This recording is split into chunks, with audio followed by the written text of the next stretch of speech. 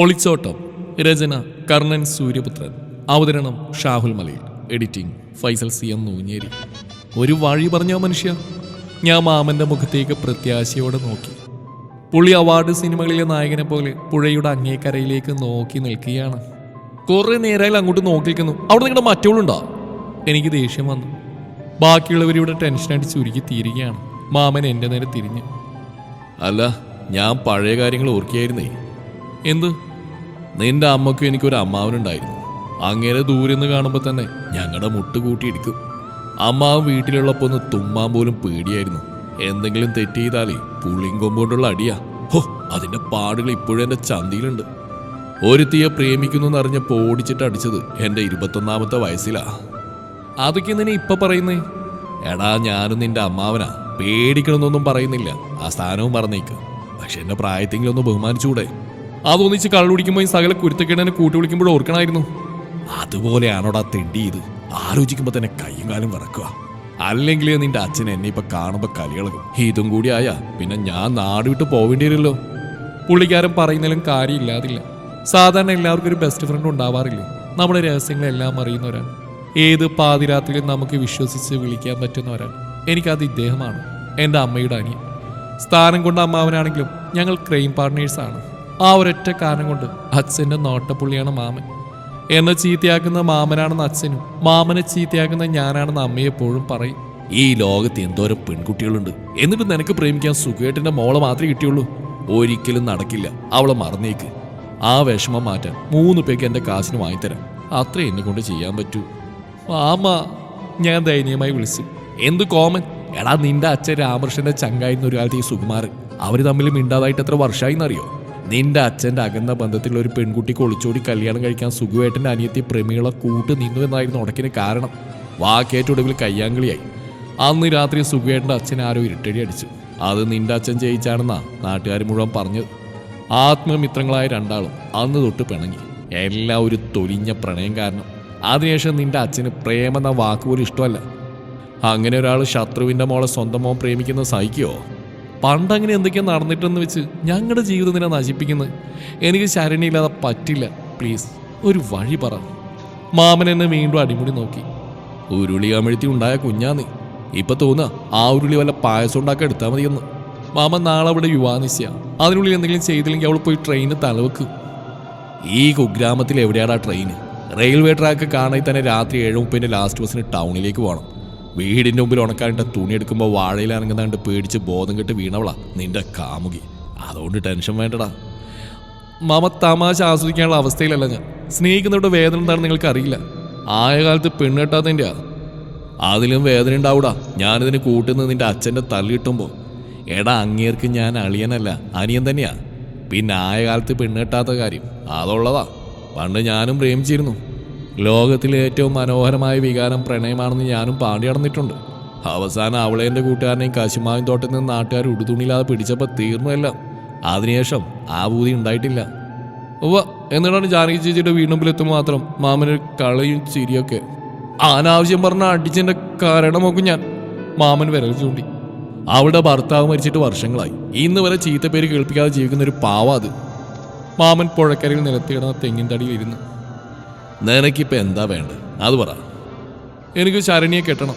ഇന്ന് രാത്രി ഞാൻ വിളിച്ച അവൾ ഇറങ്ങി വരും. പുലർച്ചെയുള്ള ട്രെയിന് നേരെ തിരുവനന്തപുരത്തേക്ക് പോകും. അവിടെ കൂട്ടുകാരൻ്റെ വീടുണ്ട്. താരിയിട്ടാൾ ഏർപ്പാടൊക്കെ അവൻ ചെയ്തു തരും. കുറച്ച് ദിവസം അവിടെ താമസിച്ച ശേഷം നേരെ ചെന്നൈയിലേക്ക്. ഓഫീസിനടുത്ത് ഇച്ചിരി സൗകര്യമുള്ള ഫ്ലാറ്റ് നോക്കുന്നുണ്ട്. ആഹാ, എല്ലാ പ്ലാനും ഓക്കെ ആണല്ലോ. അല്ല, ഒരു സംശയം ചോദിച്ചോട്ടെ. കല്യാണത്തിന് നന്നേ തള്ളിയൊന്നും വേണ്ടേ? ഈ നാട്ടിൻ പുറത്ത് അങ്ങനെയൊക്കെ ചില പതിവുണ്ടേ. 4 ആൾ വിളിച്ച് ഭക്ഷണം കൊടുത്ത് പെണ്ണിൻ്റെ അച്ഛൻ ചെറുക്കനെ കൈപിടിച്ച് കൊടുക്കുന്നൊക്കെ. ഇനി തിരുവനന്തപുരത്തെ കൂട്ടുകാർ വേറെ അച്ഛനെ അമ്മനെ ഏർപ്പാടാക്കിയിട്ടുണ്ടോ? ഞാനൊന്നും മിണ്ടാത്ത ആലോചിച്ചിരുന്നു. ചെയ്യാൻ പോകുന്നത് തെറ്റാണെന്നറിയാം. മുന്നിൽ വേറൊരു മാർഗവും തെളിയുന്നില്ല. കുന്നുമല സ്കൂളിൽ പഠിക്കുന്ന കാലം തൊട്ട് തുടങ്ങിയ ഇഷ്ടമാണ് ഞാനും ശരണിയും തമ്മിൽ. ഞങ്ങൾ വളരും തോറും ആ ബന്ധവും വളർന്നു. ഒരേ നാട്ടുകാരാണെന്നതും കുടുംബങ്ങൾ തമ്മിൽ ശത്രുതയിലാണെന്നൊന്നും ഞങ്ങൾ പ്രശ്നമാക്കിയില്ല. ഞാനൊരു അഡ്വർടൈസിംഗ് കമ്പനിയിൽ ജോലി കിട്ടി ചെന്നൈയിൽ പോയ ശേഷവും പ്രണയം കൂടുതൽ ദൃഢമായതല്ലാതെ കുറഞ്ഞില്ല. ശരണ്യ അടുത്തുള്ള ടൗണിൽ ലാബ് ടെക്നീഷ്യനാണ്. എൻ്റെ വീട്ടിൽ ഞാനും അച്ഛനും അമ്മയാണ് താമസം. തൊട്ടടുത്ത അമ്മയുടെ തറവാട്ടിൽ മാമൻ തനിച്ച്. അച്ഛന് നാട്ടിൽ തന്നെ ചായക്കടയുണ്ട്. മാമൻ ലോറി ഡ്രൈവറാണ്. പുള്ളി ഉറങ്ങാൻ മാത്രമേ തറവാട്ടിലേക്ക് പോകൂ. ഭക്ഷണവും മറ്റുമെല്ലാം ഞങ്ങളുടെ വീട്ടിൽ നിന്ന് തന്നെയാണ്. അത് അച്ഛൻ്റെ ആജ്ഞയാണ്. മാമനെ സ്വന്തം അനിയനായിട്ടാണ് അച്ഛൻ കാണുന്നത്. അതുകൊണ്ട് തന്നെ ശക്തമായ നിയന്ത്രണങ്ങളും അത് തെറ്റിച്ചാൽ ശിക്ഷകളും എനിക്ക് കിട്ടുന്ന പോലെ മാമനും കിട്ടാറുണ്ട്. ദേഷ്യം വന്ന കണ്ണുകാണാത്ത സ്വഭാവക്കാരാണ് അച്ഛൻ. അച്ഛൻ്റെ ഫോട്ടോ കോപ്പിയാണ് ശരണ്യയുടെ അച്ഛൻ സുകുമാരൻ. ആളൊരു കള്ളിച്ചത്ത് തൊഴിലാളിയാണ്, നല്ല ആരോഗ്യം. ആ തഴമ്പുള്ള കൈകൊണ്ടൊന്ന് കിട്ടിയ ഞാൻ തീരുമെന്ന ഉത്തമ ബോധ്യം ഉള്ളതുകൊണ്ട് ഇത്രയും വർഷങ്ങളായി ഞങ്ങളുടെ ബന്ധം മൂന്നാമതൊരാൾ അറിയാതെ ഒളിച്ചു വെച്ചു. നിഴല് പോലെ കൂടെ നടക്കുന്ന മാമനോടും പറഞ്ഞിട്ടില്ലായിരുന്നു. പക്ഷേ ഇപ്പോഴാകെ കുരുങ്ങി. ഒരു സോഫ്റ്റ്വെയർ എഞ്ചിനീയറുടെ ആലോചന വന്നപ്പോൾ ശരണ്യയുടെ വീട്ടുകാരത് ഉറപ്പിച്ചു. നാളെ നിശ്ചയമാണ്. അവൾ ഞങ്ങളുടെ ബന്ധത്തെക്കുറിച്ച് വീട്ടിൽ സംസാരിക്കാൻ ശ്രമിച്ചെങ്കിലും പേടി കാരണം പാളിപ്പോയി. സംഗതി അറിഞ്ഞപ്പോൾ ഞാൻ ചെന്നൈയിൽ നിന്നും വന്നതാണ്. ഇനിയും വയ്യ, അവൾ എനിക്ക് നഷ്ടപ്പെടും. എൻ്റെ മുഖഭാവം കണ്ടിട്ടാവണം മാമൻ എഴുന്നേറ്റ് അടുത്തു വന്ന് തോളിൽ കൈവച്ചു. ഞാൻ വിഷമിപ്പിക്കാൻ പറഞ്ഞല്ല, ഇന്ന് വരെ നിന്റെ ഒരു ആഗ്രഹത്തിന് ഞാൻ എതിർന്നിട്ടില്ലെന്നറിയാലോ. പക്ഷേ എടാ, ഇത് ശരിയാവില്ല. രണ്ട് വീട്ടുകാർ തമ്മിൽ വീണ്ടും വലിയ വഴക്കാം. ചിലപ്പോൾ വെട്ടും കുത്തും വരെ നടക്കും. കാരണം നിന്റെ അച്ഛനും അമ്മക്കുള്ള പോലെ തന്നെ സുഖേട്ടനാകെയുള്ള മോളെ ശരണ്യ. മൂപ്പര് പടയും കൂട്ടി നിന്റെ വീട്ടിൽ വരും. പോരായിട്ട് അങ്ങേരും നിന്റെ അച്ഛൻ രണ്ട് വ്യത്യസ്ത രാഷ്ട്രീയ പാർട്ടികളുടെ അനുഭാവികളുമാണ്. എല്ലാം കൈവിട്ട് പോയേക്കാം. കഴിഞ്ഞ ഹർത്താലിൽ രണ്ട് പാർട്ടിക്കാരും തമ്മിലുണ്ടായ പ്രശ്നങ്ങൾ ഇനിയും അടങ്ങിയിട്ടില്ല. ഒരു കാരണം കിട്ടാൻ കാത്തിരിക്കുക അവന്മാർ. നിങ്ങൾ രണ്ടാളും കാരണം ഈ നാട് കത്തും. ശരി, ഞങ്ങൾ തമ്മിൽ പിരിഞ്ഞ ഈ നാട് നന്നാവും. ഞാനില്ലാതെ അവൾക്ക് ഒരിക്കലും സന്തോഷത്തോടെ ജീവിക്കാൻ കഴിയില്ല. ഞാൻ വിളിക്കാൻ വരുന്നത് നോക്കിയിരിക്കുന്ന അവളോട് നമുക്ക് വീട്ടുകാർക്കും പാർട്ടിക്കാർക്കും വേണ്ടി പിരിയാന്ന് ഞാനിങ്ങനെ പറയും. ഇതൊക്കെ ആദ്യം ആലോചിക്കണമായിരുന്നടാ. മാമന്റെ ശബ്ദം ഉയർന്നു. നീ ഏതിനും തമിഴത്തെ കെട്ടിക്കൊണ്ടുവന്നാൽ ചിലപ്പോൾ നിന്റെ അച്ഛൻ സമ്മതിച്ചേനെ. ഇതൊരിക്കലും സമ്മതിക്കില്ല. അതുപോലെ തന്നെ സുഖുവേട്ടനും. അയാൾ ആ പെണ്ണിനെ വെട്ടിക്കൊന്ന് തെങ്ങിന് വളയിട്ടാൽ നിനക്ക് തരില്ല. നിനക്ക് ഈ ബന്ധത്തെപ്പറ്റി എന്നോടെങ്കിലും മുമ്പ് പറഞ്ഞുകൂടായിരുന്നോ? പറഞ്ഞിരുന്നെങ്കിൽ ഞാനെന്തെങ്കിലും പാരവണിന്ന് നിന്നെ അവളെ പിരിച്ചേനെ. ദുഷ്ടാ. മാമൻ വീണ്ടും ഇരുന്നു. ചുറ്റും ഇരുൾ പടർന്നു കഴിഞ്ഞു. പുഴയിൽ ഇടക്ക് മീനുകൾ തുള്ളുന്ന ശബ്ദം കേൾക്കാം. ഫോൺ ഇടതടവില്ലാതെ വൈബ്രേറ്റ് ചെയ്യുന്നുണ്ട്. ശരണ്യ വിളിക്കുകയാണ്. എന്തു മറുപടി കൊടുക്കുന്നറിയില്ല. എനിക്ക് പുഴയിലേക്ക് എടുത്തു ചാടി എങ്ങോട്ടെങ്കിലും നീന്തിപ്പോവാൻ തോന്നി. ട്രെയിന് ടിക്കറ്റ് ബുക്ക് ചെയ്തിട്ടുണ്ടോ? കുറേ നേരത്തെ ആലോചനയ്ക്ക് ശേഷം മാമൻ ചോദിച്ചു. ഞാനൊന്ന് മൂളി. ശരി, ഞാൻ നിന്റെ കാറും കൊണ്ട് ഡാമിൻ്റെ അടുത്ത് നിൽക്കാം. എന്തായാലും ട്രെയിൻ വേണ്ട, സേഫല്ല. കാര്യം മനസ്സിലാവാതെ ഞാൻ മിഴിച്ചിരുന്നു. എടാ പുല്ലേ, തിരുവനന്തപുരത്തേക്ക് ഞാൻ കാറ് കൊണ്ടുവിടാം. ബാക്കി നീ എന്തെങ്കിലും കാണിക്ക്. ഞാൻ സന്തോഷത്തോടെ ഓടിച്ചെന്ന് മാമനെ കെട്ടിപ്പിടിച്ച് കവിളിലൊരു ഉമ്മ കൊടുത്തു. Thanks mama. കുറെ കരഞ്ഞ് കാലുപിടിച്ച റെയിൽവേ സ്റ്റേഷൻ വരെ കൊണ്ടുവിടുന്നേ പ്രതീക്ഷിച്ചുള്ളൂ. ഇത്രയും സ്നേഹം ഉണ്ടായിരുന്നല്ലേ? പിന്നെ കോപ്പ. മാമൻ എന്നെ തള്ളി മാറ്റി. ഇവിടെ നിന്നാ ഒന്നുകിൽ നിന്റെ അച്ഛൻ, അല്ലെങ്കിൽ സുഖേട്ടൻ, അതും അല്ലെങ്കിൽ പാർട്ടിക്കാരൻ. ആരുടെ കൈ കൊണ്ടെങ്കിലും ഞാൻ ചാവും. ഈ പാവത്തിന് കൂട്ടിൽക്കുന്നല്ലേ. സകല ക്ഷേത്രങ്ങളും കയറി ഇറങ്ങണം. മാമൻ എഴുന്നേറ്റു. എന്നെയും പിടിച്ച് എഴുന്നേൽപ്പിച്ചു. ഇവിടുത്തെ പ്രശ്നങ്ങളൊന്നും ഒതുങ്ങിയ നീ അവളെയും കൂട്ടി വന്ന് രണ്ട് വീട്ടുകാരുടെയും കാൽ വീണ് മാപ്പ് പറഞ്ഞേക്കണം. നിങ്ങൾക്ക് ഒരു കുറവും വരാതെയാ അവർ വളർത്തിയത്. അങ്ങനെയുള്ളവരുടെ ശാപം വാങ്ങിയ പിന്നെ എവിടെ പോയാലും ഗതി പിടിക്കില്ല. ചിലപ്പോൾ ദേഷ്യപ്പെടുമായിരിക്കും, അല്ലെങ്കിൽ തല്ലും. സാരമില്ല, സ്വന്തം മാതാപിതാക്കളല്ലേ. ഞാൻ തലയാട്ടി. ശരി, അവൾ വിളിച്ചൊരു 12 മണിയാകുമ്പോൾ പുറത്തിറങ്ങാൻ പറ. എന്നിട്ട് നീ അവളെയും കൊണ്ട് ഡാമിൻ്റെ അടുത്തേക്ക് വാ. വയലിൻ്റെ കരയിലൂടെ വന്നാൽ മതി. സൂക്ഷിക്കണം. ഞാൻ കുറച്ച് കഴിഞ്ഞ് വീട്ടിൽ ചെന്ന് നിന്റെ കാർ എടുക്കും. അതിനു മുമ്പ് നിനക്ക് അത്യാവശ്യമായ സാധനങ്ങൾ ആരും കാണാതെ അതിലെടുത്ത് വെച്ചേക്ക്. നിന്റെ അച്ഛൻ കടയടച്ച് വരുന്നതിന് മുമ്പ് ഞാൻ അവിടുന്ന് മുങ്ങും. മുന്നിൽ നിൽക്കാൻ എനിക്ക് വയ്യ. നെറിയടാ ഞാൻ കാണിക്കാൻ പോകുന്നു. മാമൻ നടക്കാൻ തുടങ്ങി. മാമ, ഞാൻ വിളിക്കുന്നതായിട്ട് മാമൻ തിരിഞ്ഞു. എന്താടാ? എന്നോട് വെറുപ്പ് വന്നുണ്ടോ മാമന്? എന്തിന്? പ്രണയിച്ച പെണ്ണിനെ കാര്യം കഴിഞ്ഞ ശേഷം ഉപേക്ഷിക്കുന്ന ഒരുപാട് പേര് ഇന്നത്തെ കാലത്തുണ്ട്. അതുപോലെ സ്നേഹിച്ച പുരുഷനെ വേറെ നല്ല ആലോചന വരുമ്പോൾ ഒഴിവാക്കി പോകുന്ന പെൺകുട്ടികളും. നിങ്ങൾ ഒരുമിക്കണമെന്ന് ആത്മാർത്ഥമായിട്ട് ആഗ്രഹിക്കുന്നുണ്ട്. പക്ഷേ അത് മറ്റുള്ളവരെ വേദനിപ്പിക്കും. സാരല്ലടാ, നീ അവളും സന്തോഷമായിട്ട് ജീവിക്കുന്ന കാണുമ്പോൾ എല്ലാം മാറുമായിരിക്കും. അതേ പുൻസിരിയോടെ മാമൻ തെങ്ങും തോപ്പിലൂടെ നടന്നകലെന്ന് ഞാൻ നോക്കി നിന്നു. പാവം. ഞങ്ങൾ പോയാൽ എല്ലാവരും ചേർന്ന് കൊത്തി വലിക്കും. കാരണം എനിക്ക് ഈ നാട്ടിൽ ആകെയുള്ള സുഹൃത്ത് മാമനാണെന്ന് എല്ലാവർക്കും അറിയാം. ഞാൻ മൊബൈലെടുത്ത് ശരണ്യെ വിളിച്ച് ഒറ്റ ബെല്ലിനെ അവൾ കോൾ അറ്റൻഡ് ചെയ്തു. വരണേട്ടാ, എപ്പോൾ വരും? പതിഞ്ഞ ശബ്ദത്തിലുള്ള ആ ചോദ്യം കേട്ടപ്പോൾ ആ അവസ്ഥയിൽ എനിക്ക് ചിരി വന്നു. നീ എന്താടി ഒളിച്ചോടാൻ മുട്ടി നിൽക്കുവാണോ? ഞാനിവിടെ മുള്ളിൻ്റെ മുകളിലാണ്. ടെൻഷൻ കാരണം ടോയ്ലറ്റിൽ നിന്ന് ഇറങ്ങാനുള്ള സമയം കിട്ടുന്നില്ല. നാളെ നിശ്ചയത്തിന് 200 ആളുടെ പരിപാടിയാണ്. സദ്യകൾ ഒരുക്കങ്ങൾ ഇപ്പോഴേ തുടങ്ങി. നിന്റെ അച്ഛൻ്റെ കാശ് വേസ്റ്റ് ആവില്ലോടി. മാമ സമ്മതിച്ചോ? നീ 12 മണിയാകുമ്പോൾ പുറകിലെ വഴിയിലേക്ക് വാ. ഞാനവിടെ ഉണ്ടാവും. ആരെങ്കിലും കണ്ടാലോ? ഞാനിപ്പോൾ തന്നെ വിറക്കാൻ തുടങ്ങി. ആരും കാണാൻ നിന്നെ തോളത്തിരുത്തി പറന്നു പോവാനേ ഞാൻ മായാവിയായിട്ട് ഇങ്ങനൊന്നല്ലല്ലോ. എന്തും നേരിടാനുള്ള ധൈര്യം വേണം. അവളുടെ മാനസികാവസ്ഥ എനിക്ക് ഊഹിക്കാവുന്നേ ഉള്ളൂ. സച്ചു, ഞാൻ സ്നേഹത്തോടെ വിളിച്ചു. ആ പേര് വിളിക്കുന്നത് അവിടെ അച്ഛനും അമ്മയും ഞാനും മാത്രമാണ്. എന്തോ ടെൻഷൻ അടിക്കണ്ട. ഇന്നത്തെ ഒരു രാത്രി കഴിഞ്ഞിട്ടിയാ നമ്മൾ ആർക്കും പിരിക്കാനാവില്ല. ഇത്രയും വർഷങ്ങളായി കണ്ട സ്വപ്നം ഫലിക്കാൻ ഇനി ഏതാനും മണിക്കൂറുകൾ മാത്രമേ ഉള്ളൂ. ഞാൻ വീട്ടിൽ പോവാം. നിന്റെ കയ്യിൽ കാശ് വല്ലതും ഉണ്ടോടി? ആ, ചില്ലറ വല്ലതും കാണും. ആ, അത് മതി. പോകുന്ന വഴിക്കേ കപ്പലണ്ടി വാങ്ങിക്കാം. ഉറക്കം വരില്ല. എടി കിളി പോയവളെ എത്ര ഉണ്ടാവുന്ന കൃത്യം പറ. കാർ എടുത്തതിന് ശേഷം ഞാൻ ആ ടൈറ്റില്ല. ഇനി ശമ്പളം കിട്ടുന്നവരെ പിടിച്ചു നിൽക്കണം. പുതിയ കാർ വാങ്ങിയിട്ട് 1 മാസം പോലും ആയിട്ടില്ല. പണ്ട് മുതലേ ഉള്ള സ്വപ്നമാണ് സ്വന്തം കാർ. വാങ്ങിയിട്ട് മര്യാദക്ക് ഓടിച്ചിട്ടില്ല. അതിലാണ് ഒളിച്ചോടാൻ പോകുന്നത്. ഒരു അത്യാവശ്യം വന്നപ്പോൾ ഉപകരിച്ചു. കാശ് കുറച്ച് എൻ്റെ അക്കൗണ്ടിലുണ്ട്. പിന്നെ ഫ്രണ്ട്സിനോട് വാങ്ങാം. അതോർത്ത് വരണേട്ട വിഷമിക്കേണ്ട. എന്നാ നീ വെച്ചോ, ഞാൻ എത്രയാവും മെസ്സേജ് ഇടാം. വരണേട്ടാ. എന്താടി? സൂക്ഷിച്ചു, അച്ഛൻ്റെ കണ്ണിൽ പെട്ടേക്കല്ലേ. പണ്ടാരടങ്ങ. ഞാൻ അവിടെ അച്ഛൻ്റെ മുഖം മറക്കാൻ ശ്രമിക്കുകയായിരുന്നു. ഉള്ള ധൈര്യം പോയെങ്കിലും ഞാനത് പുറത്ത് കാണിച്ചില്ല. നീ പേടിക്കണ്ട, ഒന്നും സംഭവിക്കില്ല. അത്രയും പറഞ്ഞ് ഞാൻ വേഗത്തിൽ വീട്ടിലേക്ക് നടന്നു.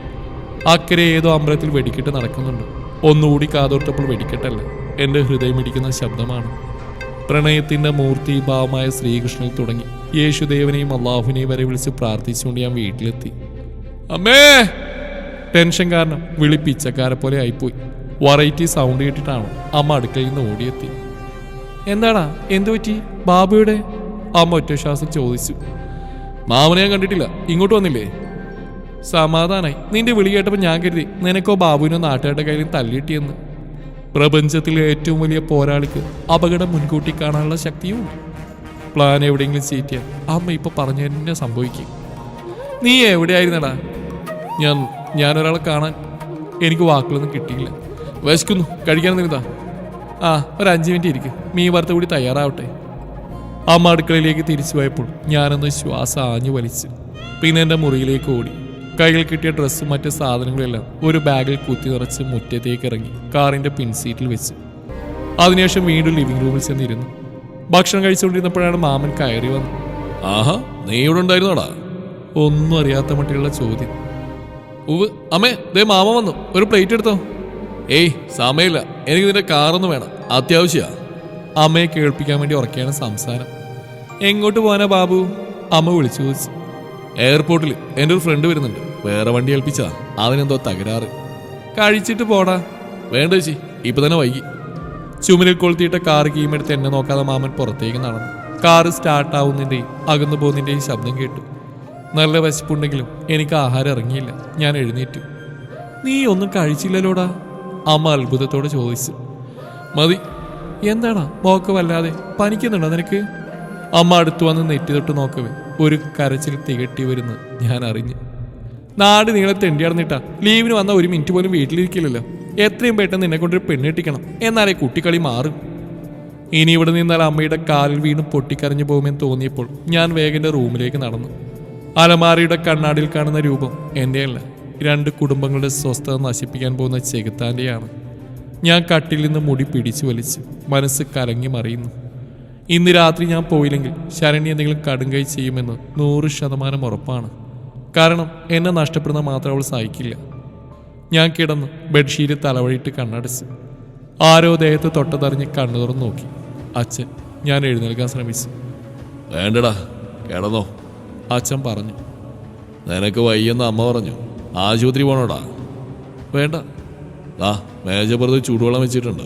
കുറച്ച് ദിവസം നന്നായി റെസ്റ്റ് എടുത്തിട്ട് ചെന്നൈക്ക് പോയാൽ മതി. ഞാൻ തലയാട്ടി. ലൈറ്റ് ഓഫ് ചെയ്ത് അച്ഛൻ പുറത്തിറങ്ങി വാതിൽ ചാരി. ഞാൻ പോലും അറിയാതെ എൻ്റെ കണ്ണുകൾ നിറഞ്ഞൊഴുകുന്നുണ്ടായിരുന്നു. സ്നേഹവും ദേഷ്യത്തിൽ പൊതിഞ്ഞു തരുന്ന ഒരാളാണ് അച്ഛൻ. ഒരുപാട് തല്ലിയിട്ടുണ്ട്, വഴക്ക് പറഞ്ഞിട്ടുണ്ട്. പക്ഷെ രാത്രിയിലെന്നും ഞാൻ വല്ലതും കഴിച്ചോ എന്ന് ഉറപ്പിക്കാതെ അച്ഛൻ ആഹാരം കഴിക്കാറില്ല. ഇവരെയൊക്കെ വേദനിപ്പിച്ചിട്ട് എനിക്ക് സമാധാനമായിട്ട് ജീവിക്കാൻ കഴിയും. ഫോൺ സ്വിച്ച് ഓഫ് ചെയ്ത് ഇപ്പം തന്നെ ചെന്നൈയിലേക്ക് തിരിച്ചു പോയാലോ എന്ന ചിന്ത മനസ്സിലെത്തിയ അടുത്ത നിമിഷം മരക്കൊമ്പിൽ തൂങ്ങിയാടുന്ന ശരണ്യയുടെ രൂപവും തെളിഞ്ഞു. എന്നെ സ്നേഹിച്ചു എന്നൊരു തെറ്റു മാത്രമേ ആ പെൺകുട്ടി ചെയ്തിട്ടുള്ളൂ. അവളെ ഉപേക്ഷിക്കുന്ന അതിലും വലിയ പാപമാണ്.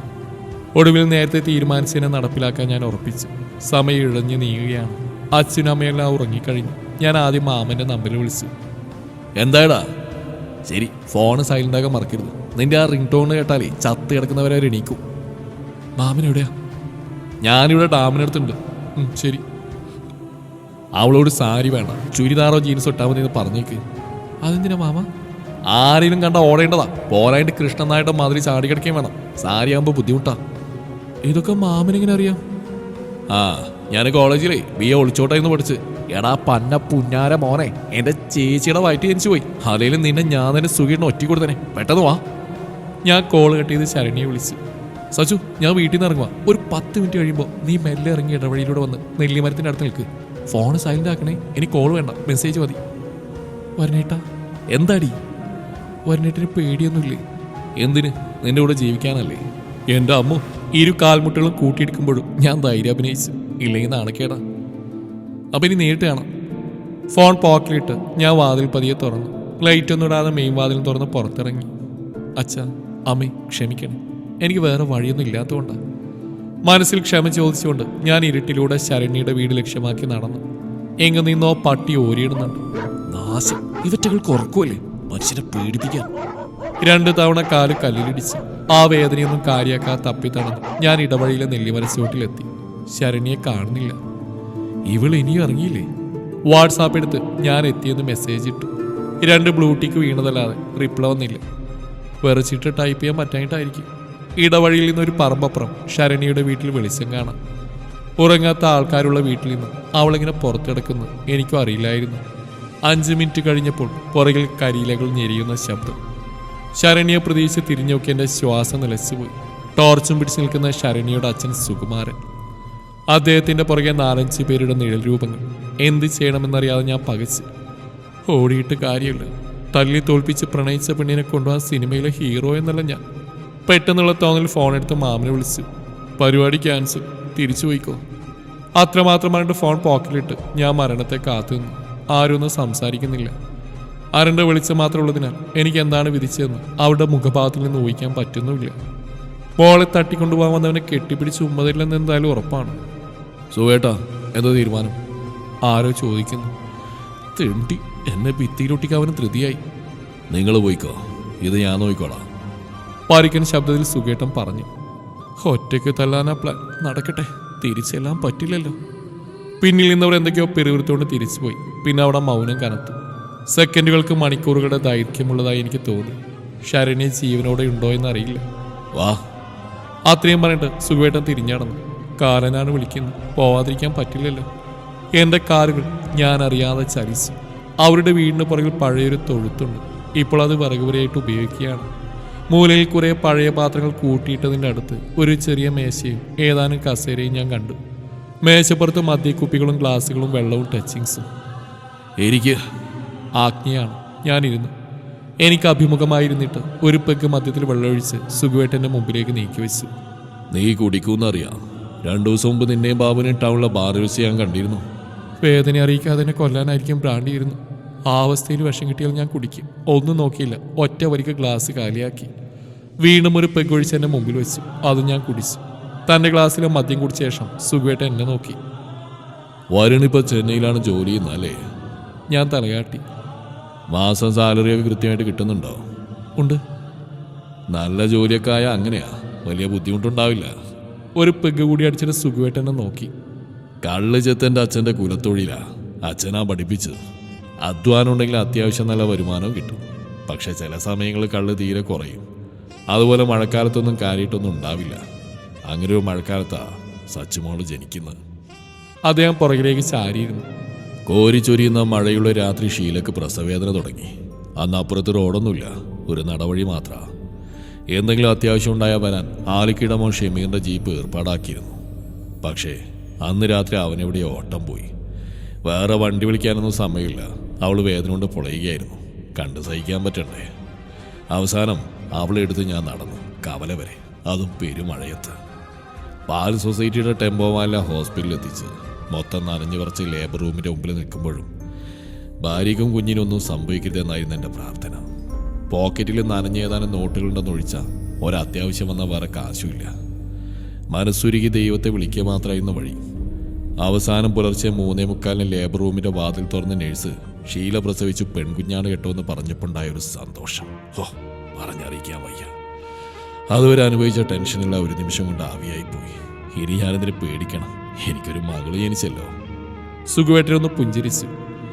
പിന്നീട് അങ്ങോട്ട് അവൾക്ക് വേണ്ടിയായിരുന്നു ജീവിതം. അവൾക്കൊരു ഉടുപ്പ് വാങ്ങുമ്പോൾ, ഒരു കളിപ്പാട്ടം വാങ്ങുമ്പോൾ, ഒരു ചെരുപ്പ് വാങ്ങുമ്പോൾ മനസ്സിന് കിട്ടുന്ന ഒരു സംതൃപ്തിയുണ്ട്. അത് അവൾക്ക് കൊടുക്കുമ്പോൾ ആ മുഖത്തെ സന്തോഷം കാണാൻ വേണ്ടിയാ. ഒരു ചെറിയ പനി വന്ന അവൾക്കല്ല, എനിക്കാ തളർച്ച. ഇച്ചിരി എവിടെയെങ്കിലും മുറിഞ്ഞ അവൾ കരഞ്ഞിട്ടില്ലെങ്കിലും ഞാൻ കരയും. സ്കൂളിൽ പാട്ടിലും ഡാൻസിനെല്ലാം അവൾക്ക് സമ്മാനങ്ങൾ കിട്ടുമ്പോൾ ഞാൻ തുള്ളിച്ചാടിയിട്ടുണ്ട്. ഇതൊക്കെ കേൾക്കുമ്പോൾ നിനക്ക് നിസ്സാരമായിട്ട് തോന്നിയേക്കാം. പക്ഷേ നമ്മുടെ ആഗ്രഹങ്ങളും മക്കളിലൂടെ നേടിയെടുക്കുക എന്നത് ഓരോ മാതാപിതാക്കളുടെയും സ്വപ്നാടാ. അദ്ദേഹം കുറച്ചുകൂടി മദ്യം കുടിച്ചു. അവൾ ആഗ്രഹിച്ച ജോലിയെ ഇപ്പം ചെയ്യുന്നു. അതിൽ നിന്ന് കിട്ടുന്ന പൈസയിൽ നിന്ന് 1 രൂപ പോലും ഞാൻ എടുക്കാറില്ല. നാളെ അവൾ ആരുടെയും മുമ്പിൽ കൈനീട്ടരുത്. ഞാൻ വലിയ കോടീശ്വരനൊന്നല്ല. 20 സെന്റ് സ്ഥലം, ഈ വീട്, ഒരു പഴയ ബൈക്ക്, പിന്നെ ബാങ്കിൽ ഇച്ചിരി സ്വർണവും പൈസയും എല്ലാം അവൾക്ക് മാത്രമുള്ളതാ. ഇത്രയും ഞാൻ നിന്നോട് പറഞ്ഞ എന്തിനാണെന്നറിയോ? ഞാനില്ലാൻ തലയാട്ടി. ഒരച്ഛൻ എന്ന നിലയിൽ സ്നേഹവും കരുതലും സമ്പാദ്യവും എല്ലാം എൻ്റെ മകൾക്ക് ഞാൻ കൊടുത്തിട്ടുണ്ട്. നിന്റെ വീട്ടുകാരത് ചെയ്തിട്ടുണ്ടെന്ന് എനിക്കറിയാം. തിരിച്ച് നിങ്ങൾ മക്കൾക്കും മാതാപിതാക്കളോട് ചില കടമകളില്ലേ? ഇന്നത്തെ ചില പിള്ളേർ പറയുന്നത് ഞാൻ കേട്ടിട്ടുണ്ട്. അച്ഛനമ്മമാരുടെ ഇഷ്ടത്തിന് മക്കൾ ജീവിക്കണം നിയമമൊന്നുമില്ല. മക്കൾ സ്വതന്ത്ര വ്യക്തികളാ, അവരുടെ ജീവിതം അവരുടെ തീരുമാനം എന്നൊക്കെ. ശരിയാ, എല്ലാവർക്കും സ്വാതന്ത്ര്യമുണ്ട്. പക്ഷേ ഗർഭാവസ്ഥയിൽ തുടങ്ങി സ്വന്തം കാലിൽ നിൽക്കുന്നവരെ നിങ്ങളെ പരിപാലിച്ച ഞങ്ങളുടെ ഇഷ്ടങ്ങൾക്കും ആഗ്രഹങ്ങൾക്കും ഒരു പ്രാധാന്യമില്ലേ? എൻ്റെ മോൾക്ക് ചേരുന്ന ഒരു ആലോചന വന്നപ്പോൾ അവളോടും കൂടി ചോദിച്ചിട്ടാ ഞാൻ വാക്കുകൊടുത്ത്. നിങ്ങളുടെ ബന്ധത്തെക്കുറിച്ച് അപ്പം പറയായിരുന്നില്ലേ? പേടിച്ചിട്ടാ. ഞാൻ പറഞ്ഞെങ്കിലും കാറ്റ് മാത്രമാണ് പുറത്തു വന്ന്. എന്താ? പേടിച്ചിട്ടാ ഞാൻ ഒന്നുകൂടി പറഞ്ഞു. സുഖമായിട്ടും ചിരിച്ചു. അച്ഛനോട് മകൾ ഈ ഒരു കാര്യം മറച്ചു വെച്ച പേടിച്ചിട്ടാണ്. എന്തിനു പേടി? ചെയ്യുന്നത് തെറ്റാണെന്ന് അവൾക്ക് നിനക്കും അറിയാം അല്ലേ? പ്രണയിക്കുന്നതൊന്നും തെറ്റല്ല. പക്ഷേ നിങ്ങൾ രണ്ടും പ്രണയിച്ചു തന്നെയാണ് തെറ്റ്. ഈ ബന്ധം ഞങ്ങൾക്ക് അംഗീകരിക്കാൻ ബുദ്ധിമുട്ടുണ്ട്. നിനക്ക് എന്തെങ്കിലും കുറവുണ്ടായതുകൊണ്ടല്ല. അതിന് കുടുംബപരമായിട്ടുള്ള കാരണങ്ങളുണ്ട്. നിങ്ങൾക്കും അതറിയാം. അവൾക്ക് പക്വത വളരെ കുറവാണ്. നീ അത്യാവശ്യം ലോകം കണ്ടവനല്ലേ. അവളെ പറഞ്ഞ് മനസ്സിലാക്കി പിന്തിരിപ്പിക്കേണ്ടതിന് പകരം ഒളിച്ചോടാൻ പ്രേരിപ്പിക്കുന്ന മര്യാദയാണ്. നിനക്കൊരു അനിയത്തി ഉണ്ടായിരുന്നെങ്കിൽ, അവളാണിത് ചെയ്തിരുന്നെങ്കിൽ നീ കൂട്ടുക്കുമായിരുന്നു. ഉത്തരമില്ലാതെ ഞാൻ തലതാഴ്ത്തി. നാളെ അവിടെ വിവാഹ നിശ്ചയ. രാവിലെ വരുന്ന ചെറുക്കൻ വീട്ടുകാരോടും ബന്ധുക്കളോടും ഞാനെന്ത് പറയും? എൻ്റെ മകൾ കാമുകൻ്റെ കൂടെ ഒളിച്ചോടിയെന്നു. പരാജയപ്പെട്ട ഒരു അച്ഛനായി ഞാൻ എല്ലാവരുടെയും മുമ്പിൽ തലകുനിച്ച് നിൽക്കണം. ഇത്രയും വർഷത്തെ എൻ്റെ കഷ്ടപ്പാട് ഞാൻ കൊടുത്ത സ്നേഹത്തിനും പകരം തരുന്നതായിരിക്കും ഈ ശിക്ഷ അല്ലേ? എൻ്റെ കാര്യം പോട്ടെ, നിന്റെ അച്ഛനും ഒരു കാലത്ത് എൻ്റെ എല്ലാം ആയിരുന്നു അവൻ. 2 ശരീരം ഒരു ആത്മാവെന്നൊക്കെ പറയുന്ന ബന്ധം. ഇതുപോലെ ഒരു പ്രണയത്തിൻ്റെ പേരിലാണ് ഞങ്ങൾ തെറ്റിപ്പിരിഞ്ഞ്. അന്ന് ഇവിടെ എന്തൊക്കെ നടന്നെന്ന് എനിക്ക് കേട്ടറിവേ ഉണ്ടാവും. കാരണം അന്ന് നിനക്ക് 2 3 വയസ്സാ പ്രായം. 2 കുടുംബത്തെ നാണക്കീഴിലാക്കി നിങ്ങൾക്ക് സന്തോഷിക്കണം. അതൊരു സന്തോഷമാണോ വരണേ? സുഖമായിട്ട് എഴുന്നേറ്റു. നിന്റെ മുമ്പിൽ 2 വഴിയുണ്ട്. ഒന്നുകിൽ ഇപ്പോൾ വീട്ടിലേക്ക് പോയി കിടന്നുറങ്ങുക. നീ ഇവിടെ വന്നിട്ടുമില്ല, നമ്മൾ സംസാരിച്ചിട്ടില്ല. അല്ലെങ്കിൽ നേരത്തെ പ്ലാൻ ചെയ്ത പോലെ എൻ്റെ മോളെയും കൊണ്ട് പോവുക. ഞാൻ തടയില്ല, ആത്മഹത്യ ചെയ്യൂല. ഈ നാട്ടിൽ തന്നെ ജീവിക്കും. തീരുമാനം നിൻ്റേതാ. അവശേഷിച്ച മദ്യം ഒറ്റവലി കുടിച്ച് മുണ്ടിനെ തുമ്പുകൊണ്ട് സുഖമായിട്ടും വാതുടച്ചു. എൻ്റെ കുഞ്ഞിനെ ഞാൻ കുടിക്കുന്ന ഇഷ്ടമല്ല. നിശ്ചയം പ്രമാണിച്ചിരി കുടിച്ചോട്ടെ എന്ന് ചോദിച്ചപ്പോൾ അവൾ സമ്മതിച്ചത് എന്നുള്ള സ്നേഹം കൊണ്ടാണെന്നാ ഞാൻ കരുതിയത്. പക്ഷേ ഞാൻ ബോധം കെട്ട് ഉറങ്ങുമ്പോൾ ഇറങ്ങി പോവാനെന്ന് അറിഞ്ഞില്ല. കൊള്ളാം മക്കളെ, ഇങ്ങനെ തന്നെ ചിന്തിക്കണം. നാളെ നിങ്ങൾക്ക് കുട്ടികളുണ്ടായി അവരിതുപോലെ ചെയ്യുമ്പോഴേ ഈ വേദന എത്രയാണെന്ന് നിങ്ങൾക്ക് മനസ്സിലാവും. അദ്ദേഹം ശരണ്യയുടെ മൊബൈൽ മേശപ്പുറത്ത് വെച്ചു. നിങ്ങളുടെ പ്രണയം അത്രയ്ക്ക് ശക്തമാണെങ്കിൽ, ആത്മാർത്ഥമാണെങ്കിൽ ആദ്യം വീട്ടുകാരോട് സംസാരിക്കണമായിരുന്നു. എതിർപ്പുകൾ ഉണ്ടാവും, പോരാടണം. വീട്ടുകാർ സമ്മതിക്കുന്നവരെ പരിശ്രമിക്കണം. എന്തൊക്കെ ഉണ്ടായാലും വിട്ടുകൊടുക്കില്ലെന്ന് പ്രതിജ്ഞ ചെയ്യണം. അല്ലാതെ പേടിച്ച് ഒളിച്ചോടാൻ തീരുമാനിച്ച നിങ്ങൾ നാളെ ജീവിതത്തിൽ പ്രശ്നങ്ങൾ വരുമ്പോൾ എന്തു ചെയ്യും? ഞാൻ പറഞ്ഞതൊക്കെ എത്രത്തോളം നിനക്ക് മനസ്സിലായി എന്നറിയില്ല. ഞാൻ എഴുന്നേറ്റു. സച്ചുവിനെ ഉപദ്രവിക്കരുത് പ്ലീസ്. അവൾ തെറ്റും ചെയ്തിട്ടില്ല. ഞാൻ എല്ലാത്തിനും കാരണം. സുഖേട്ടൻ ചിരിച്ചു. മക്കൾ തെറ്റ് ചെയ്യുമ്പോൾ ശാസിക്കുകയും ശിക്ഷിക്കുകയും ചെയ്യുന്ന ഉപദ്രവമാണ്. എന്തായാലും ഞാൻ അവളെ അടിച്ചിട്ടോ വഴക്ക് പറഞ്ഞിട്ടോ ഇല്ല. എന്നെ മനസ്സിലാക്കാൻ പറ്റാത്തവൾ എന്ത് ചെയ്തിട്ടും കാര്യമില്ലല്ലോ. ഞാൻ പെട്ടെന്ന് പറമ്പിലേക്ക് ഇറങ്ങി നടന്നു. വരണേ? സുഖേട്ടൻ്റെ വിളിയേട്ട് ഞാൻ തിരിഞ്ഞു നോക്കി. മൊബൈലിൽ ടോർച്ച് കളിച്ചു പോ, തണുപ്പുകാരാ, പാമ്പുണ്ടാവും. എൻ്റെ ദേഹത്ത് കൈവെക്കാതെ, വഴക്ക് പറയാതെ, ഹൃദയത്തെ നോവിക്കാനും കണ്ണുകൾ ഈറനണിക്കാനും ആ മനുഷ്യനെങ്ങനെ കഴിഞ്ഞു എന്ന് അത്ഭുതപ്പെട്ടുകൊണ്ട് ഞാൻ അതിവേഗം നടന്നു. വയലിൻ്റെ അടുത്തെത്തി ഫോൺ എടുത്ത് നോക്കിയപ്പോൾ മാമൻ്റെ 30 മിസ്ഡ് കോൾ. ഞാൻ തിരിച്ചു വിളിച്ചു. നീ എവിടെയാടാ? എത്ര നേരം വിളിക്കുന്നു? ഞാൻ പേടിച്ചുരുകയായിരുന്നു. ദേഷ്യവും സങ്കടവും കലർന്ന ശബ്ദം. ഞാനിവിടെ വയലിനടുത്ത് തന്നെയുണ്ട്. അവിടെ തന്നെ നിൽക്ക്, ഞാൻ വരാം. കാറ് സനൂപിൻ്റെ വീട്ടുമുറ്റത്തിട്ടോ, നാളെ എടുക്കാം. ശരി. മനസ്സ് ശൂന്യമാണ്. ഇനി എന്ത് ചെയ്യുമെന്നറിയില്ല. നാളെ ശരണ്യയുടെ വിവാഹനിശ്ചയം. എന്നോട് സംസാരിച്ച പോലെ സുഖമായിട്ട് അവളോട് സംസാരിക്കുമായിരിക്കും. അവളുടെ മനസ്സ് മാറും. സാരമില്ല, സന്തോഷത്തോടെ ജീവിക്കട്ടെ. എല്ലാവരെയും വേദനിപ്പിച്ചുകൊണ്ട് ഒരുമിക്കാനെടുത്ത തീരുമാനം വളരെ മോശമായിപ്പോയി. എന്നാലും അവൾ വേറെ ആളുടെ സ്വന്തമാണെന്ന് ഓർക്കാൻ കൂടി വയ്യ. ഉറക്കെ അലറാൻ മനസ്സ് കൊതിച്ചു. 10 മിനിറ്റ് കഴിഞ്ഞപ്പോഴേക്കും മാമൻ ഓടിയെത്തി. എന്താണ് സംഭവിച്ചത്? നിന്നെ തല്ലിയോ? ഏയ് ഇല്ല.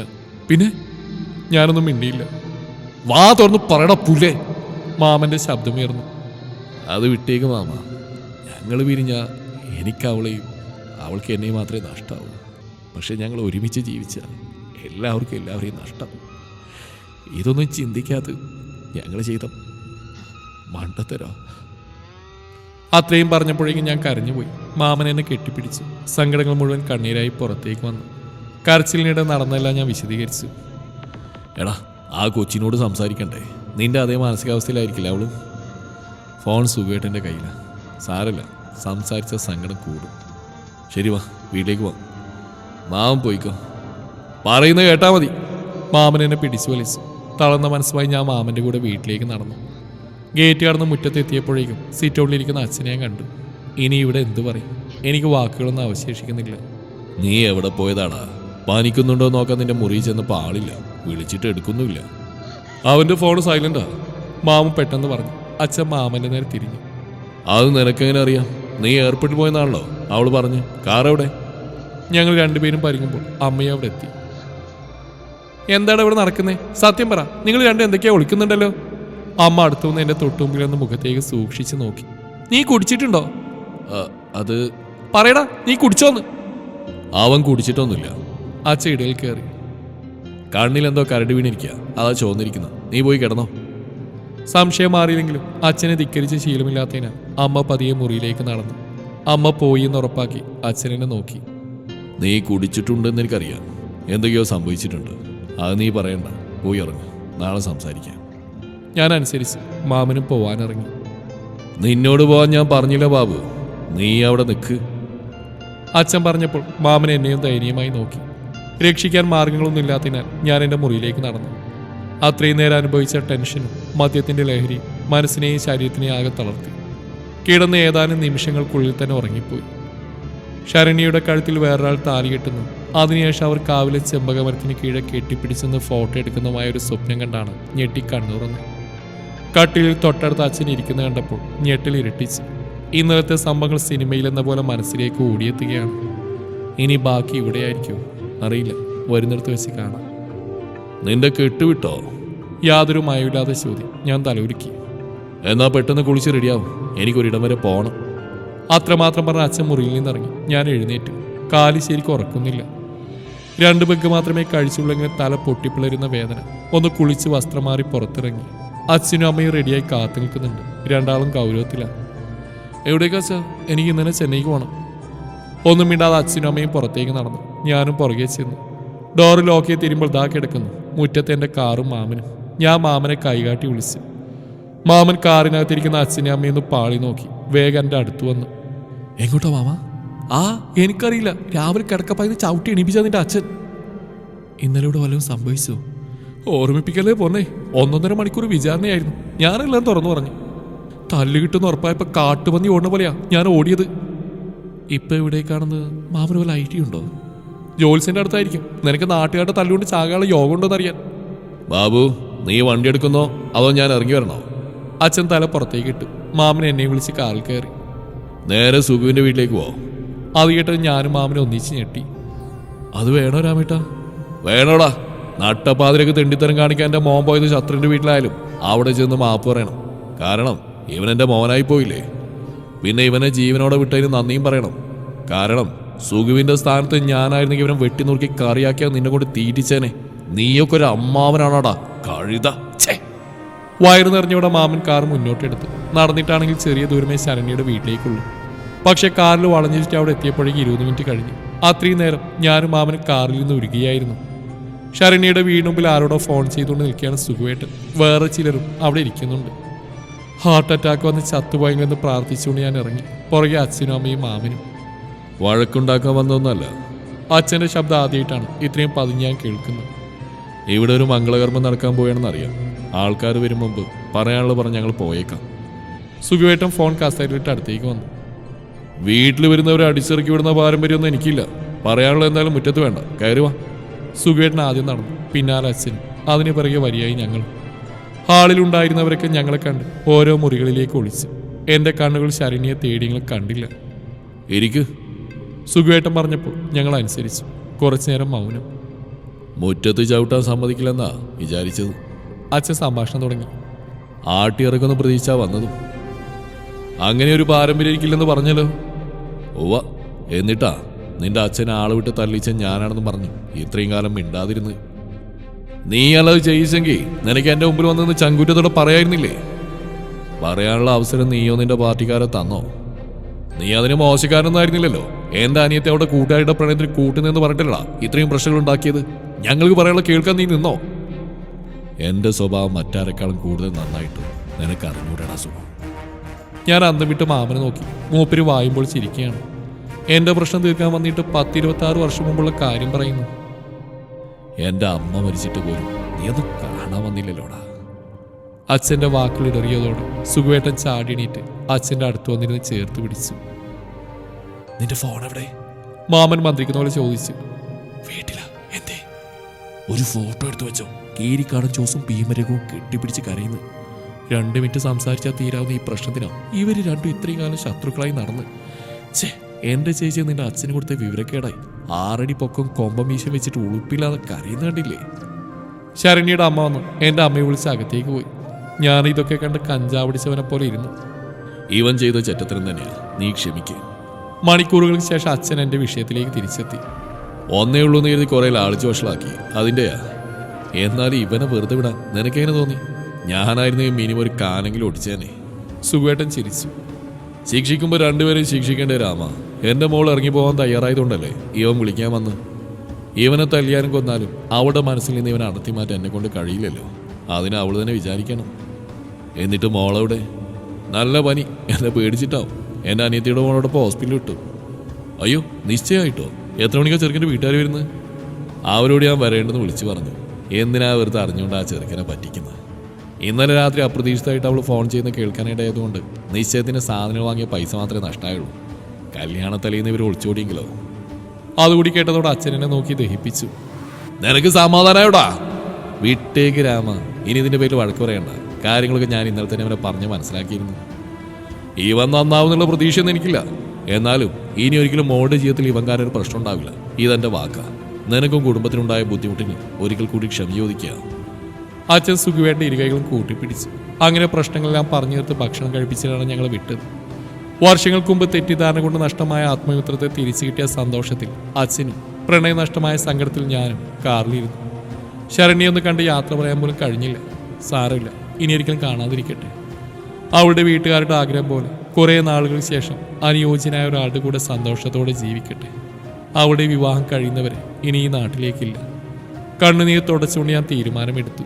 ഇവിടെ ഇങ്ങനെ മനോരാജ്യം കണ്ടിരുന്നോ? ഒരു ഹെൽപ്പ് ചെയ്യാൻ പറഞ്ഞാൽ കേൾക്കരുത്. ചെവിയുടെ തൊട്ടുപുറകിൽ നിന്ന് പൊടുന്നതിനെ അലർച്ച മുഴങ്ങിയപ്പോൾ കിടന്നെടുത്ത് ഞാൻ തുള്ളിപ്പോയി. അവൾ നടുവിന് കയ്യും കൊടുത്ത് നിൽക്കുകയാണ്, മുഖം കടന്നലൂത്തിയ പോലെ. വേറെ ആരുമില്ല, നമ്മുടെ കഥാനായിക ശരണി തന്നെ. നമ്മുടെ പഴയ കാര്യങ്ങളൊക്കെ ഓർത്ത് ഇങ്ങനെ കിടക്കരുന്നടി ഞാൻ. അതൊന്നും ഓർക്കാതിരിക്കാൻ നല്ലത്. ലോക ചരിത്രത്തിൽ ആദ്യമായിട്ട് കാമുകയും കൂടെ ഒളിച്ചോടാൻ വന്നിട്ട് അവിടെ അച്ഛൻ്റെ കയ്യിൽ നിന്ന് കള്ളും വാങ്ങിക്കുടിച്ച് ഉപദേശം കേട്ട് തിരിച്ചുപോയ കാമുകനല്ലേ? അതെ, അന്ന് നിന്റെ അച്ഛൻ എന്നെ തള്ളി ഓടിച്ചിരുന്നെങ്കിൽ നീ എൻ്റെ തലയിലാവില്ലായിരുന്നു. എൻ്റെ വിധി, അല്ലാതെ എന്ത്? അവളുടെ മുഖം ദേഷ്യം കൊണ്ട് ചുവന്നു. നാളെ ഒരു ദിവസമായിട്ട് എന്നെ കൊണ്ട് പറയിപ്പിക്കരുത്. ദേ മനുഷ്യ, ലീലയെടുത്ത് ഇപ്പോഴും വിളിച്ചിരുന്നു. എൻ്റെ ബ്ലൗസ് തയ്ക്കാൻ കൊടുത്ത് റെഡി ആയിട്ടുണ്ട്, ഒന്ന് പെട്ടെന്ന് വാങ്ങിയിട്ട് വാ. നിനക്ക് പോയി വാങ്ങിച്ചൂടടി. എന്നാൽ അടുക്കളയിൽ ജോലി നിങ്ങൾ ചെയ്യും, ഒന്ന് പെട്ടെന്ന് പോയി വാ, നേരം വൈകി. കിടന്ന് തുള്ളാതെ പെണ്ണെ, എന്നെ ജെട്ടി എടുത്തതാ.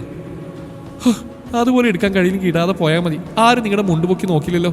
ഈശ്വര, ഇങ്ങനെ ഒരു കുഴിമടിയനെയാണല്ലോ എനിക്ക് തന്നത്. അവൾ നെറ്റിയിലിടിച്ച് അടുക്കളയിലേക്ക് നടന്നു. ഒരു നൂലുകെട്ട് ചടങ്ങിന് പോകാനുള്ള തിരക്കിലാണ്. പുതിയ ബ്ലൗസ് തയ്ക്കാൻ കൊടുത്ത് വാങ്ങിയിട്ട് വരാൻ 2 വട്ടം പറഞ്ഞിട്ടും ഞാൻ കേൾക്കാത്തതിൻ്റെ റിയാക്ഷനാണിത്. ആരുടെ കുഞ്ഞിന്റെ നൂലേട്ടെന്നായിരിക്കും ഇപ്പൊ നിങ്ങളുടെ സംശയം? വേറെ ആരുമല്ല, സാക്ഷാൽ PV ബാബു എന്നെന്റെ സ്വന്തം മാമന്റെ. ജീവിതത്തിൽ ഇനിയൊരു പെണ്ണിലെന്ന് പറഞ്ഞ് നടന്നിരുന്ന മാമന്റെ ഉള്ളിൽ വിധവയായ ജാനകി ചേച്ചിയുള്ള ആരാധനകൾ എന്ന പ്രണയം മനസ്സിലാക്കിയത് മുൻകൈയെടുത്ത് കല്യാണം നടത്തിയത് ഇപ്പൊ ചവിട്ടിത്തുള്ളി അടുക്കളയിലേക്ക് പോയ എന്റെ ഭാര്യ തന്നെയാണ്. അത് മാമനോടുള്ള സ്നേഹം കൊണ്ടാണെന്ന് കരുതുന്നുണ്ടോ? ഏയ്, ഒരിക്കലുമില്ല. മാമൻ സിംഗിളായി തൊടുന്നാൽ ഞാൻ പണ്ടത്തെ പോലെ മൂപ്പരുടെ വാലായി ജീവിതകാലം മുഴുവൻ നടന്നേക്കുന്ന കുനിഷ്ട ചിന്തയിൽ നിന്ന് ഉടലെടുത്ത ഒരു ചെറിയ ഐഡിയ ആണ്. എന്തൊരു ബുദ്ധി അല്ലേ? ഇപ്പൊ നിങ്ങൾ ചിന്തിക്കുന്നുണ്ടാവും ഇവളെങ്ങനെ എന്റെ ഭാര്യയായെന്ന്. പ്രത്യേകിച്ച് ടിസ്റ്റൊന്നുമില്ല. അന്ന് അവിടെ വീട്ടിൽ നിന്ന് തിരിച്ചെത്തിയ ദിവസം രാത്രി തന്നെ ഞാൻ ചെന്നൈയിലേക്ക് പോയി. ഞാൻ ചെന്നൈയിലെ മുടിയും താടിയും നീട്ടി വളർത്തിയും ഇവളിവിടെ പട്ടിണിയിടുന്ന് കരഞ്ഞ് സങ്കടപ്പെടുന്ന കണ്ട് മനസ്സലിഞ്ഞ് രണ്ടുപേരുടെ അച്ഛനമ്മമാർ ഞങ്ങളുടെ കുരുത്തക്കേടെല്ലാം ക്ഷമിച്ച് വിവാഹം നടത്തി. ഞങ്ങളുടേത് കഴിഞ്ഞതിന്റെ 4-ാം മാസം ഇവള് മാമനെയും കെട്ടിച്ചു. ഞാനിപ്പോൾ ചെന്നൈയിലെ ജോലി ഉപേക്ഷിച്ച നാട് തന്നെയാണ്. ടൗണിൽ അച്ഛനും ഞാനൊരു ഹോട്ടൽ നടത്തുന്നു. മാമൻ ഞങ്ങളെ സഹായിച്ച് കൂടെ തന്നെയുണ്ട്. ഇടയ്ക്ക് ചെറിയ പൊട്ടലും ചീറ്റലൊക്കെ ഉണ്ടെങ്കിൽ ഹാപ്പി ലൈഫ്. പതി എഴുന്നേറ്റ് അടുക്കളയിൽ ചെന്നപ്പോൾ അവൾ പാത്രങ്ങൾ കഴുകാൻ തിരക്കിലാണ്. ഞാൻ പുറകിലൂടെ ചെന്ന് കെട്ടിപ്പിടിച്ചു. സച്ചു, എന്താ? പുള്ളിക്കാരി ദേഷ്യത്തില്ല. ഹേയ്, ചൂടാവതറി. ലീലെടുത്തിട്ട് വീട്ടിൽ പോയി വരാൻ 2 മിനിറ്റ് വേണ്ടല്ലോ, ഞാൻ പോയിക്കോളാം. അത് ആദ്യം ചെയ്താൽ പോരെ, എന്നെ കൂടി ഇത്രയും സംസാരിപ്പിക്കണം. ഡേ, നീ ദേഷ്യപ്പെടുന്നതാണ്, നല്ല ഭംഗിയാ. സൂപ്പിക്കൊന്ന് പോയേ. ഒരു ഉമ്മ നാടി. ആദ്യം പോയി പല്ലേച്ചിട്ട് വാ. ഇവിടെ മതി. ഞാൻ എൻ്റെ കവളിൽ തൊട്ടു. ഒരു പുൻസിരിയോട് അവൾ കവളിലൊരു ഉമ്മ വെച്ചു. ഞാനൊന്ന് ചോദിച്ചു കേട്ടോ സച്ചു, അന്ന് ഒളിച്ചുകൂടിയിരുന്നെങ്കിൽ ഇത്രയും സന്തോഷത്തിൽ ജീവിക്കാൻ കഴിയുമെന്ന് നിനക്ക് തോന്നുന്നുണ്ടോ? നമ്മൾ സന്തോഷത്തോടെ ജീവിക്കായിരിക്കും. പക്ഷേ ഇവിടുത്തെ അച്ഛനും എൻ്റെ അച്ഛനും നമ്മളെ ശത്രുത കൂടും. ഇതിപ്പോൾ അവരൊന്നായില്ലേ നമ്മൾ കാരണം. ഞാൻ അവൾ ഒന്നുകൂടി ചേർത്ത് പിടിച്ചു. മാമന് കുഞ്ഞായി. എല്ലാവരും ചോദിക്കുന്നുണ്ട് നമുക്കിനി എന്നാണെന്ന്. അതോർക്കുമ്പോൾ എനിക്കിപ്പോൾ നല്ല ടെൻഷനുണ്ട്. എന്തിനാടി? മാമന് ആൺകുഞ്ഞല്ലേ, നമുക്ക് ആൺകുട്ടി ജനിച്ചാലോ? അതിനെന്താ കുഴപ്പം?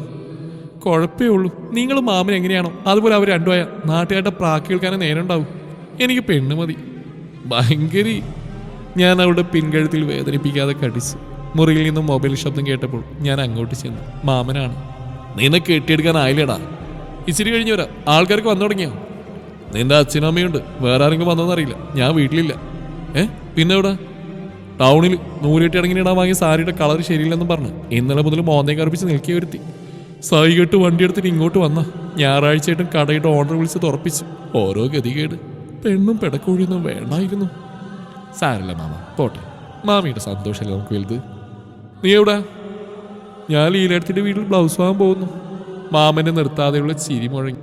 പണ്ട് റേഷൻ കടയിൽ നിന്ന് മണ്ണെണ്ണ വാങ്ങി വരാൻ പറഞ്ഞതിന് നാട് വിട്ടു പോകുന്ന ഭീഷണിപ്പെടുത്തിയവനാ നീ. പെണ്ണും പിള്ള വന്നപ്പോൾ എന്തൊരു മാന്യൻ. എനിക്ക് സന്തോഷമായടാ. നിന്റെ എൻ്റെ വിധി ഒരുപോലെ ആയല്ലോ. മാമ വെച്ച് നേരം വൈകി. പെട്ടെന്ന് വാ, വരുമ്പോൾ ഒരു കുപ്പി വാങ്ങിച്ചേട്ടോ. എന്നിട്ട് വേണം നീ കെട്ടിയതും ഞാൻ കെട്ടിയും ചേർന്ന് എൻ്റെ തലമണ്ട തള്ളിപ്പൊളിക്കാം. വേറെ വല്ലതും പറ. നിങ്ങൾ ഇനിയും പോയില്ലേ വരണേട്ടാ? അകത്തുനിന്ന് ശരണ്യെ വിളിച്ചു ചോദിച്ചപ്പോൾ ഞാൻ കോള് കട്ട് ചെയ്ത് പോയടി. ഞാൻ മുറ്റത്തേക്ക് ഇറങ്ങി. ഇതിലെന്താ തെറ്റ്? എൻ്റെ ഭാര്യയുടെ ബ്ലൗസ് അല്ലേ, അയൽക്കാരൻ്റെ ഭാര്യയുടേതല്ലോ. സ്വയം സമാധാനിച്ചുകൊണ്ട് ഞാൻ ലീലെടുത്തിയുടെ വീട് ലക്ഷ്യമാക്കി വേഗത്തിൽ നടന്നു. ശടപടേ ശടപടേന്ന്. നിങ്ങളുടെ പ്രിയപ്പെട്ട എഴുത്തുകാരൻ കർണൻ സൂര്യപുത്രൻ എഴുതുന്ന എൻ്റെ റൂഹാണവൾ എന്ന തുടർക്കഥ നമ്മുടെ മലയാളം സ്റ്റോറീസിൽ ആരംഭിച്ചിട്ടുണ്ട്. മനോഹരമായൊരു തുടർക്കഥയാണ്. താല്പര്യമുള്ളവർ കേൾക്കാം.